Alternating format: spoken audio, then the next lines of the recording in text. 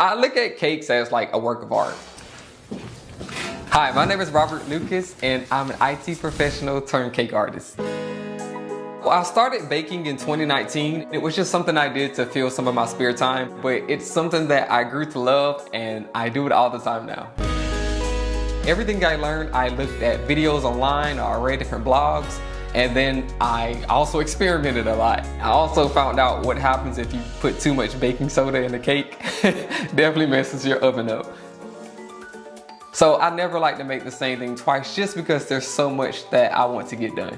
I look at cakes as like a work of art. Baking and cake decorating definitely takes a lot of time. I'm still working full time, so after work, after working out at the gym, I come home and I start to bake and I start to cake decorate. Sometimes I'm up until 3 in the morning getting cakes done. I started to record the process because I just wanted to show it to family and decided to post it, and never did I expect for my videos to start going viral and for me to gain as many followers as I did. There's so many people that have commented saying, you're inspiring me to start decorating, or you're inspiring me to start doing something just in general, because I let it be known that you never know what could happen from just doing something that you never thought you'd try, and it's something that you turn out to be really good at.